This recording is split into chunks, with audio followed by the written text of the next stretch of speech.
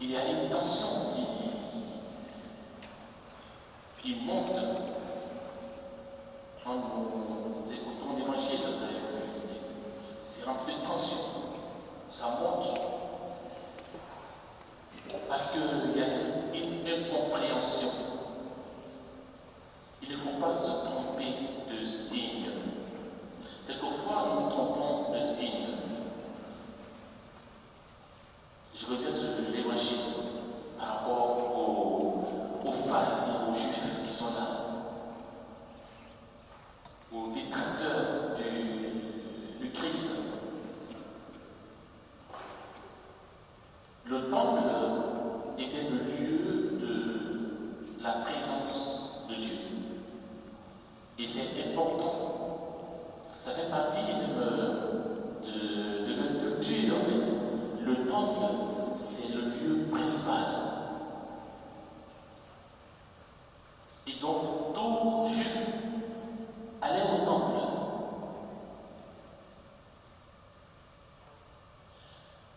Et donc, pour offrir des holocaustes au Seigneur, des offrandes au Seigneur, il fallait quand même, selon la loi, pour la tradition, il fallait offrir des colombes, ou bien un animal, vous voyez, non, ou bien de la monnaie.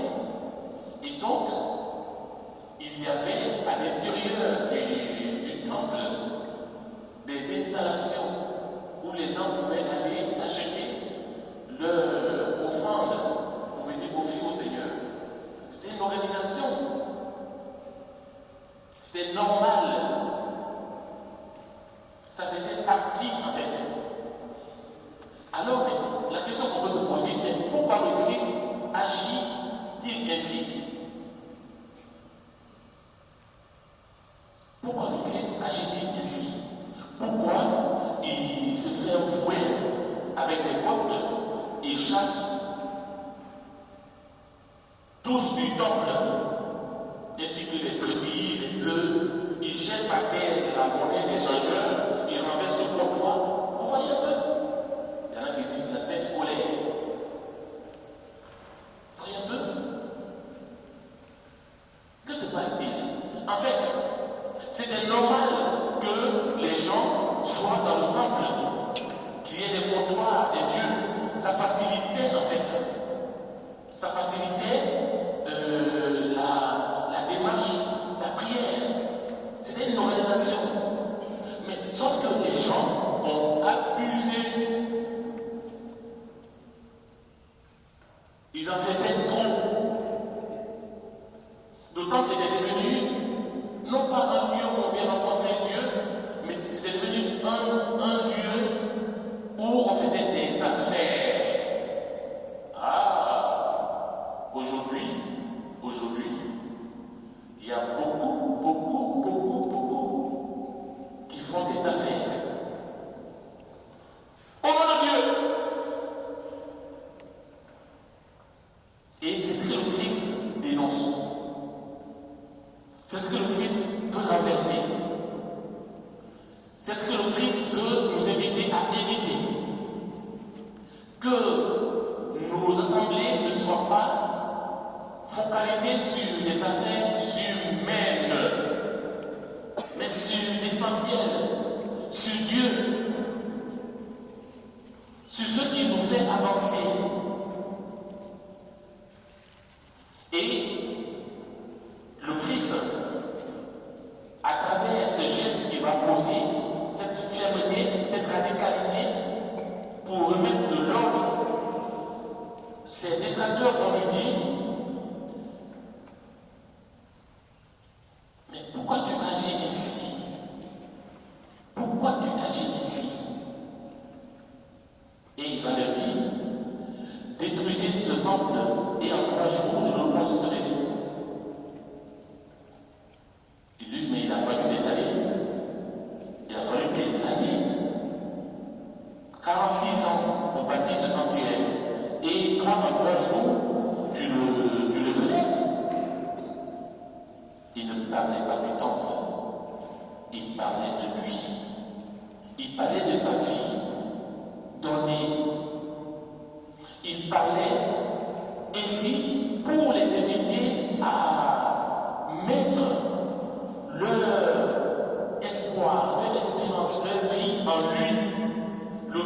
véritable sanctuaire.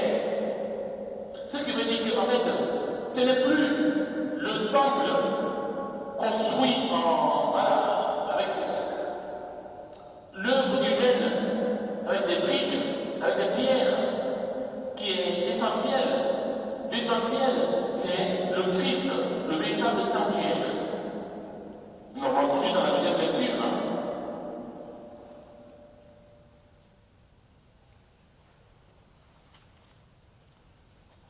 Ne savez-vous pas que vous êtes un sanctuaire de Dieu et que l'Esprit de Dieu habite en vous?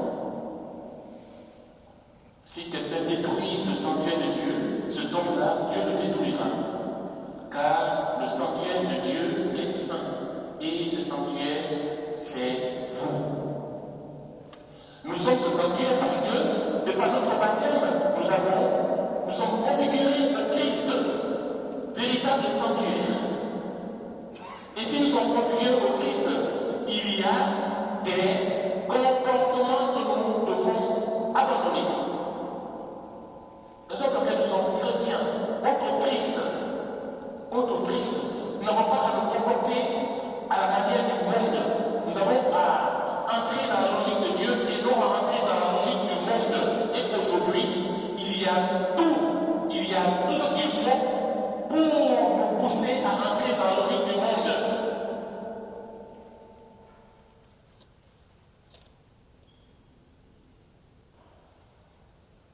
Vous allez me dire, mais on est dans le monde. Et le Christ va dire pendant sa prière sacerdotale, qui est un testament qui nous a liés, il dit, nous sommes dans le monde, mais nous ne sommes pas du monde. Et aujourd'hui, la plupart des chrétiens se comportent comme des gens du monde.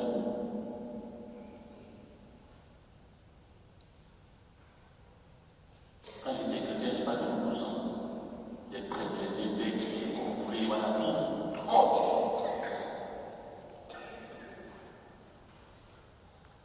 Pourquoi l'Église est si corrigée aujourd'hui?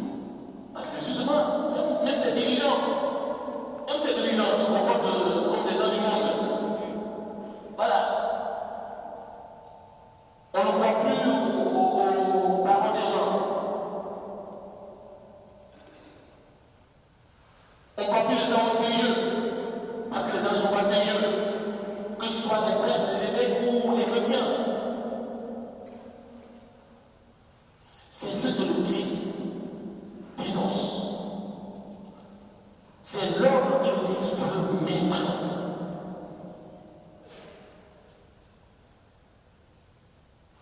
Quand nous avons écouté la première lecture, dans cette vision que nous avons du prophète Ézéchiel, dans cette vision, il décrit un torrent, une source, n'est-ce pas?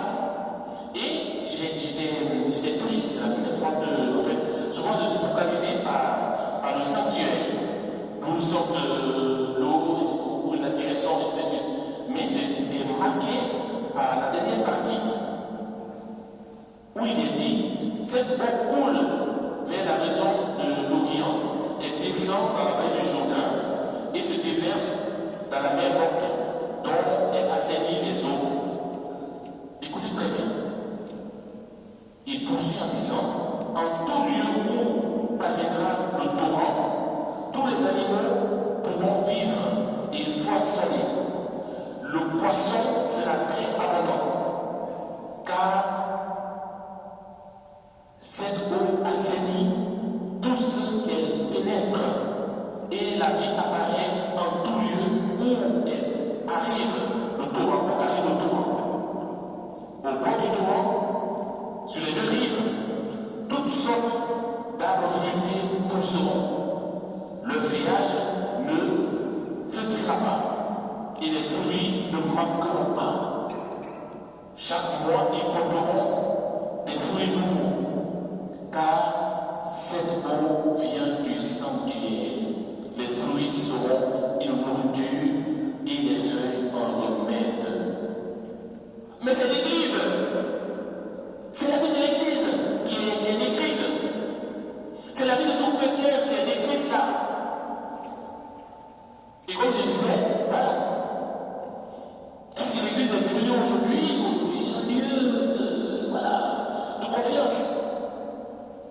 un Dieu de guérison.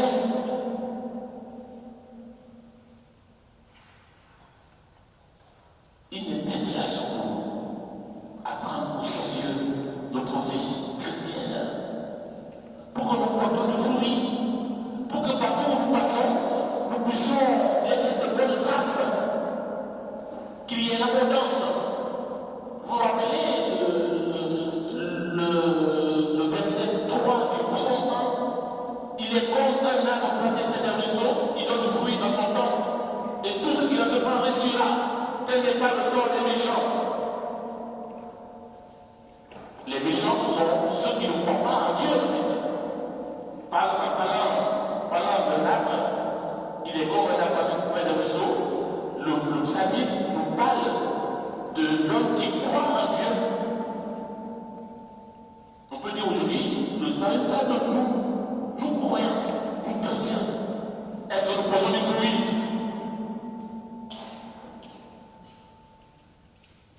Est-ce que l'Église porte des fruits aujourd'hui? Quelle est la parole de l'Église aujourd'hui? Est-ce que cette parole est écoutée? Quelle est ta parole? Quelle est ta parole dans ta maison, dans ta famille, dans ton quartier, au travail, en tant que chrétien? Est-ce que cette parole porte des fruits? Et mes frères et sœurs, demandons au Seigneur la grâce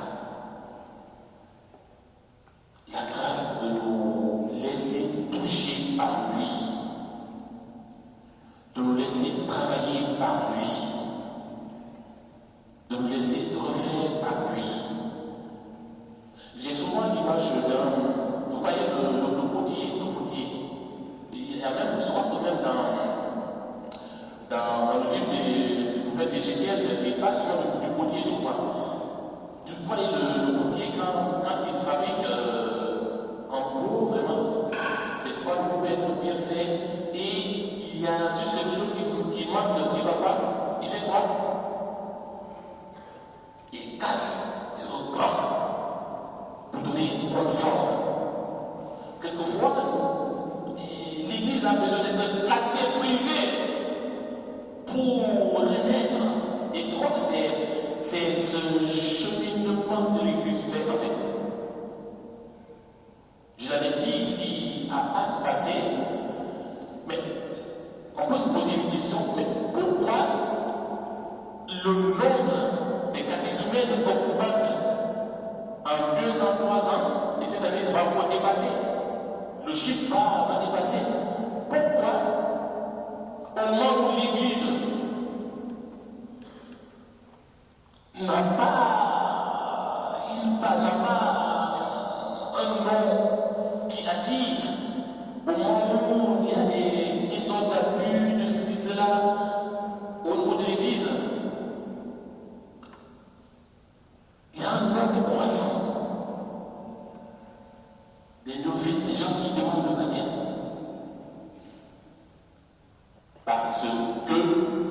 Parce que c'est l'Église du Christ. Parce que c'est le corps du Christ. Le Christ prend soin de son corps. Ce corps brisé, ce corps broyé, ce corps sali. Et c'est une invitation pour chacun de nous à prendre au sérieux justement son appel.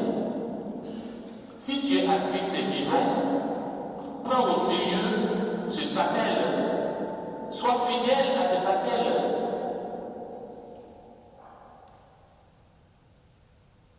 Évangélise autour de toi, dans ton lieu de travail, dans ta maison, pour que les gens puissent venir vivre aussi ce que tu vis. Et c'est ça l'évangélisation en fait. L'évangélisation, ce n'est pas, enfin pour nous, c'est pas prendre le micro, parler, c'est pas ça. La vraie évangélisation, c'est notre attitude dans le monde, notre position dans le monde, notre manière de vivre dans le monde. C'est ça en fait. Nous sommes comme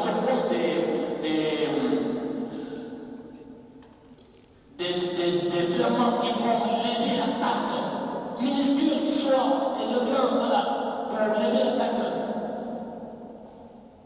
Nous devons être fiers de cela en fait, annoncer en temps et en contre-temps, ne pas avoir peur, dire la vérité, agir comme le Christ a agi en fait dans le temple. Il pouvait laisser passer en disant que ça fait partie de la tradition, c'est bien que voilà, qu'il y ait des marchands dans le temple pour pouvoir voilà, offrir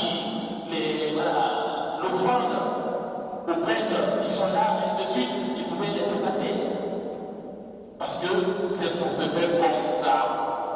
Mais non, quelquefois il faut se lever, quelquefois il faut dire, quelquefois il faut